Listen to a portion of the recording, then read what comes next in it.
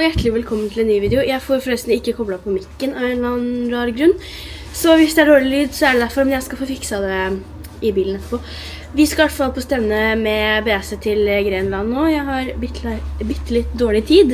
Men jeg ville i hvert fall, eller jeg har tenkt å vlogge i dag. Jeg skal i 1.15, og så skal jeg i mest sannsynlig 1.20 i morgen. Så jeg skal ta ut på gangen nå og begynne å børste hårene og ta opp hengeren, og så skal vi dra.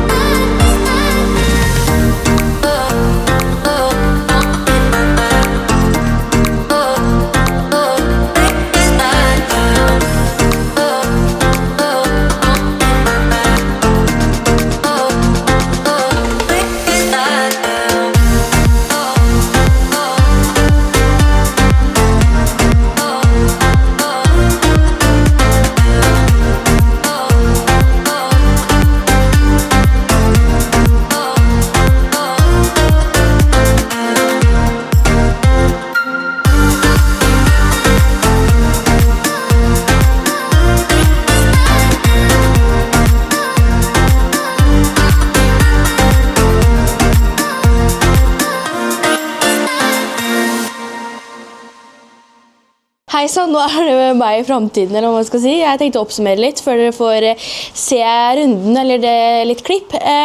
Så som det siste dere så var sikkert at jeg varmet opp eller noe. Men det ble ikke veldig mye vlogging. Jeg fikk filmet mye, men jeg ble ikke så mye pratevideoer og sånn. Rett og slett fordi jeg har vært konsentrert meg og ridd, og det er mye folk der, og det er liksom litt stress og så. Først så rei jeg jo da lørdag, og da rei jeg 1.15, og tenkte egentlig ikke så mye over det. Det var vår første 1.15, men det tenkte jeg egentlig ikke noe over. Ting føles liksom ikke noe høyt ut på BC, så det var jeg egentlig ikke så stresset over heller. Men det var absolutt vår verste runde eller stevnedag vi har hatt sammen. Det startet i hvert fall med at vi kom dit, og det gikk jo så sykt tregt, så vi ble jo sittende og vente i timesvis på grunn av på Equip. Altså ifølge Equip så var vi jo on time liksom, og det hadde jo aldri skjedd.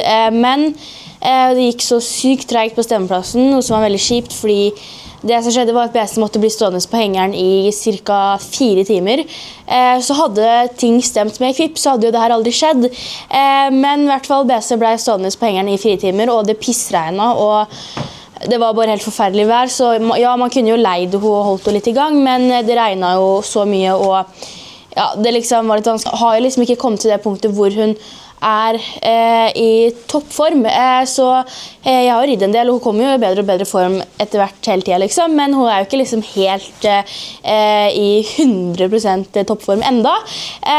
Så derfor har jeg også, når jeg har varmet opp sånn, så har jeg hoppet veldig lite for å spare henne, for at jeg har følt at det er ikke noe vits i å hoppe så mye. Hun er liksom ikke en hest som trenger å varmes opp så mye sånn, når man hopper, eller hun varmes jo selvfølgelig opp, men jeg trenger ikke å hoppe liksom runde på de små hindra.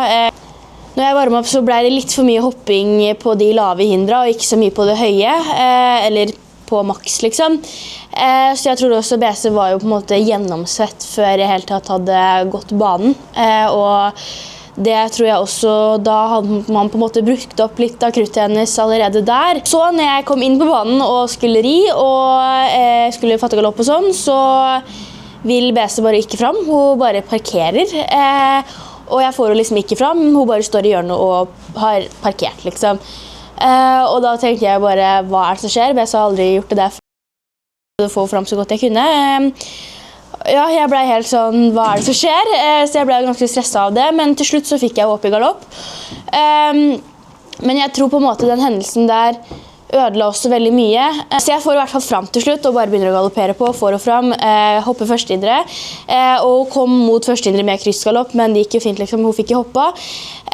Og så hoppet jeg andre hindre ned til, eller var bruttlinjen ned til nummer 2. Kommer rundt på nummer 3, og der tar jeg egentlig litt av mye tidligere enn BC gjør, så det blir et skikkelig kråkevolle og stopphopp egentlig. Jeg prøvde kanskje å ta tidlig, og så tok BC det ekstra steget jeg ikke var helt forberedt på. Og da ble det egentlig bare tull, og da tror jeg også begge mistet ikke selvtilliten, men begge ble sånn usikre, og vi kom med et veldig dårlig tempo ned til nummer 4, hvor jeg hverken så et steg, det bare ble helt forferdelig. Jeg så ikke et eneste steg, og jeg hadde kjempedårlig tempo, så jeg tenkte at hvordan skal det her gå liksom? Og BC svinger unna, noe som egentlig var like greit, fordi det var jo ikke noe steg, og vi kom jo bare helt forferdelig på, vi hadde ikke noe tempo. På en måte min feil, og det skylder jeg ikke på BC for, og i tillegg så tror jeg at første hinder nummer 3 skapte litt usikkerhet. Kom jeg ned på nummer 4 igjen med litt mer trykk og rei litt bedre, og der hoppet hun kjempefint, traff steget og hoppet kjempebra, og så kom jeg ned på det ble 5 AB da, og der tror jeg på en måte at begge var litt, ikke forsynt, men det ble liksom en veldig dårlig og vinglete sving ned til nummer 5, og ja, hun bare svingte unna rett og slett. Jeg tror også vi kom frem til at grunnen til at hun også parkerte og liksom ikke ville gå frem og sånn, var fordi at hesten før meg gikk ut, og hesten som skulle komme inn etter meg kom aldri inn. Og da tror jeg også BC ble veldig stresset av det. I tillegg til at jeg også tror at hun har vært brunstig den helga her. For jeg har kjent at hun har vært litt mer trøkket og sånn. Beklager så mye, det er så mye fluer her. Jeg vet ikke om det bare er min stall, eller om det er et problem for flere, men det er veldig mye fluer her, så jeg beklager hvis de er litt sånn i veien. Det er kjempeirriterende. Men vi har hengt opp sånne fluegreier her, men det er derfor. Men alt i alt, det ble nok bare en kombo av at det ble sykt mange timer på hengeren. Det ble, ja, det var dårlig vær, det var mange på oppvarminga, det ble ikke den beste oppvarminga. Jeg var ikke helt megakonsentrert, jeg var litt stresset, litt nervøs, jeg var ikke helt med, og jeg kunne ridd absolutt mye bedre og hatt mye mer, liksom, ikke mer, det skulle ikke gått så veldig mye fort, eller rundt litt mer bedre flyt og bedre grunntempo, men BC var egentlig veldig, veldig fin, også i tillegg til at hun var brunstig, så absolutt ikke BC sin feil, skylder ikke på BC, og BC var jo egentlig helt fantastisk, hun kjentes kjempefin ut til oppvarminga uansett liksom, og nei, så det ble nok en kombo at det ble veldig mye som sørget for at det ikke ble helt optimalt, og da ble det rett og slett bare litt sånn tull. Så altså, jeg ble jo så stresset etter en runde. Jeg tenkte bare, herregud, har jeg fått en 10 nummer 2, liksom, som bare står i hjørnet og ikke vil fram. Men, så da tenkte jeg bare, herregud, liksom, vi har meldt Oslo Hårshow og flere stevner, liksom, og hesten hopper jo ikke. Men heldigvis, når vi kom, så egentlig så var planen at jeg skulle ri 1,20 på søndagen, men etter den klassen før så var ikke det lureste, liksom.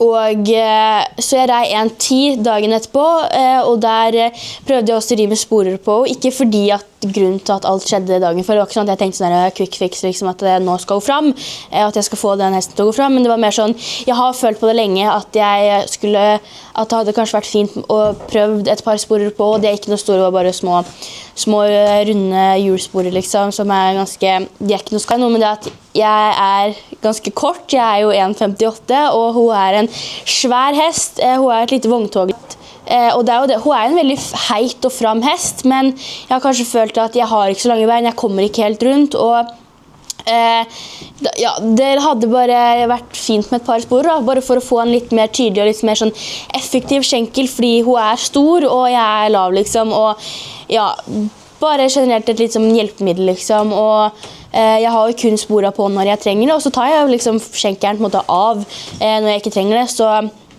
det var kun derfor, så jeg prøvde med sporet en dagen før, fordi jeg følte at hun har ikke vært helt sånn fram som jeg ville hatt det, og hun har jo vært veldig fin hele uka før det stevnet også, så jeg tenkte jo at jeg har ikke tenkt liksom at det var noe skade heller, fordi hun var så fin på oppvarming og har vært fin hele uka, det var jo bare den ene runden.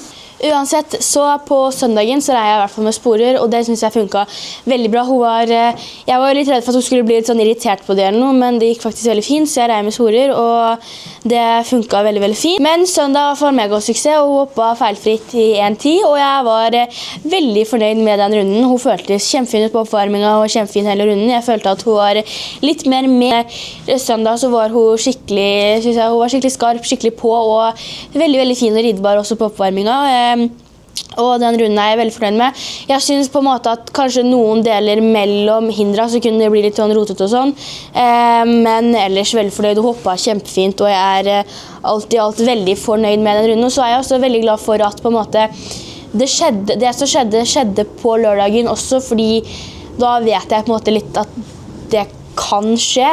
Selvfølgelig de grunnene til at det skjedde håper jeg på en måte ikke skjer igjen, men da vet jeg også litt på en måte hvordan hun da, og at jeg også må være veldig konsentrert. Jeg har jo selvfølgelig alltid vært konsentrert, men hvor sykt viktig det da, og på en måte hvor lite som skal til før ting på en måte ikke går helt veien. Og de jo levende dyr liksom, det ikke noen maskiner, så man må jo være sykt nøye og veldig bevisst på hva man gjør, og at ting blir gjort riktig og sånn. Men alt i alt så jeg veldig fornøyd med helga, og veldig fornøyd på en måte at det gikk veldig bra på søndagen, så jeg fikk en god følelse til slutt, og selvfølgelig litt panikk etter lørdagen på å tenke sånn her, hvordan skal det her gå liksom? Det jo litt dumt hvis man på en måte rykker helt tilbake til scratch, og at hun ikke vil hoppe liksom, men det var nok ikke tilfellet. Og så må jeg også si at det her var jo første innendørsstevne for begge to. Jeg tror også BC merket at her det litt trangere enn det har vært ute. Sånn siste stevne var jo i Drammen liksom, og der galopperer man jo mye mer på, så jeg tror på en måte at det liksom det å på en måte kjenne at man har trykk i galoppen, selv om man på en måte må ri litt mer samlet på en måte, fordi det mindre, og alt kommer så sykt mye fortere, så jeg tror på en måte at både jeg og BC kjente at her kommer hindra veldig, veldig fort. Og så skal jeg ikke klage, det første innendørsstevne med den hesten. Jeg har jo ikke ridd så veldig mange runder, og altså, hun har jo ikke vært i gang så lenge, og vi har ikke gjort så mye sammen enda. Så alt i alt så jeg veldig fornøyd, og absolutt ikke hesten sin feil på noe som helst måte. Det var første innendørsstevne, dårlig oppvarming, mange timer på hengeren, og rett og slett, det der med at den hesten før meg gikk ut, og så kom ikke den andre hesten inn, så det bare skapte mye stress, og jeg var ikke helt med, jeg kunne ridd mye bedre, jeg kunne hatt mye bedre flyt og grunntempo.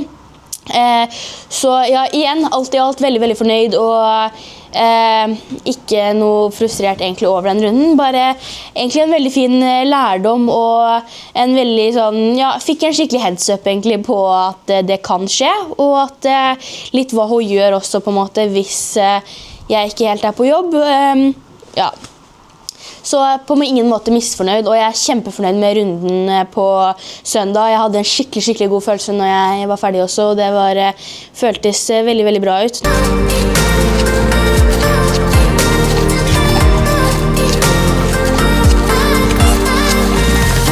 Det veldig fin ut.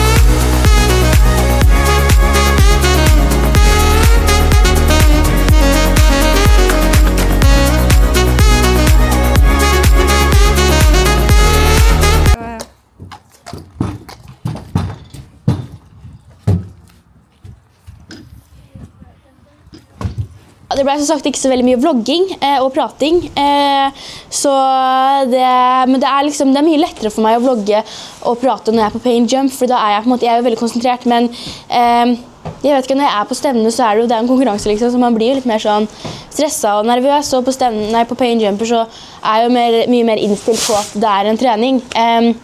Men ja, jeg håper I hvert fall at det går fint med det konseptet at jeg viser masse videoer og så prater etterpå.